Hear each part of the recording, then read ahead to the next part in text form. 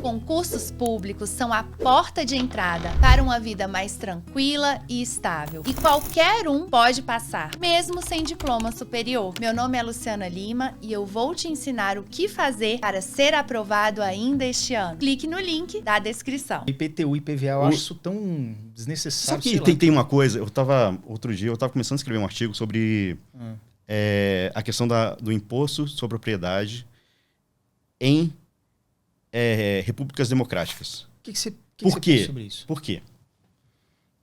O que é um imposto? Vamos lá, você tem sua casa, você paga IPTU. Se você deixar de pagar IPTU, o que vai acontecer com a sua casa? Se eu morar nela, eu sou protegido, né? Tem um negócio assim, né? Mas pode ser leiloada, sei lá, não sei. Você não paga, vai pro fisco, vai aquela coisa, pode ser leiloada e tudo mais, né? Certo. Apesar de ser bem de família, mas eu estou chegando assim numa hipótese totalmente apocalipso, né? Apocalipso.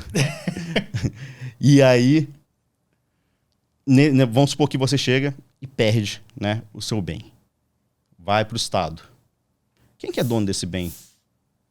No final das contas, se você é obrigado a pagar sempre ao Estado. E se você não pagar? Pagar um aluguel anual ao Estado para você estar naquele bem. Você pagou, mas na verdade é do governo. Exato. Isso numa república democrática não faz sentido. Por quê? Uma república democrática, o que vale é o indivíduo, né? Então, você tem direito à propriedade. E o direito à propriedade ele só pode ser mitigado em situações bem específicas. Nesse caso, você tem virtualmente um direito de propriedade. Você tem o direito de propriedade desde que você pague a tributação sobre aquele bem. Desde que você pague o aluguel sobre aquele bem pro Estado, né? Caramba. Isso faz sentido numa monarquia. Que numa monarquia é tudo do rei. Da monarquia. É tudo do rei, da rainha, do imperador, do que quer que seja. Mas uma república democrática em que tudo é do cidadão, isso não faz sentido. Quer ver uma você coisa ter o seu carro, você tem que pagar o IPVA, se você não pagar o IPVA, ele vai ser retido ou vai ter alguma coisa desse tipo. Não faz sentido. Mas olha só, com relação ao IPVA, eu ia falar disso agora. É uma coisa mais maluca ainda.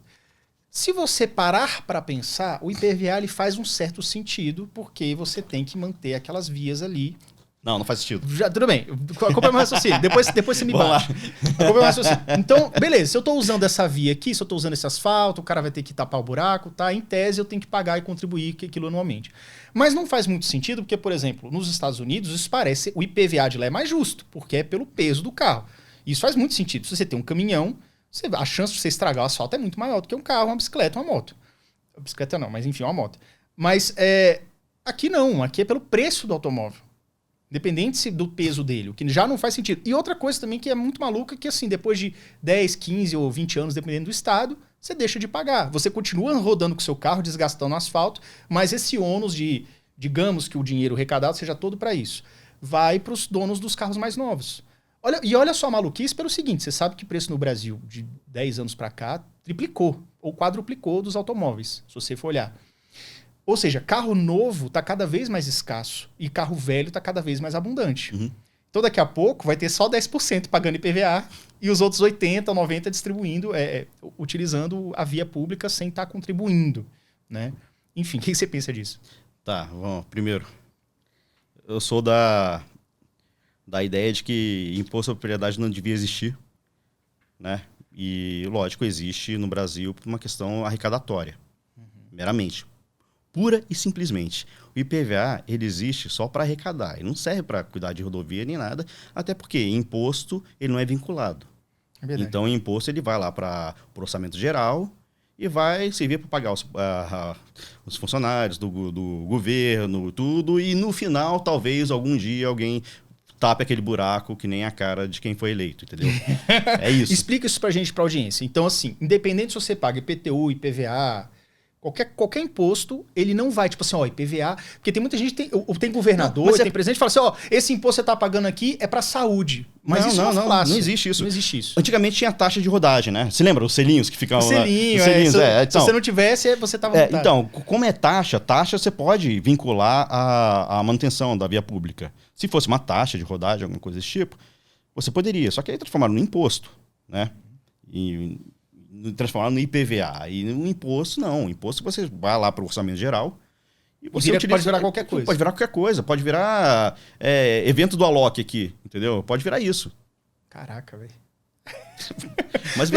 Mas faz sentido.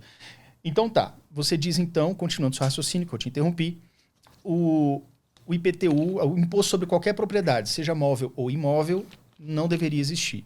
E o que você pensa sobre como funciona o IPVA? Nem o modelo americano não fazia um sentido se realmente fosse uma coisa taxada assim, ó, esse dinheiro é 100%... Eu não sei como é que é no modelo americano. Se no modelo americano existe uma vinculação com relação às vias. Se existir, beleza.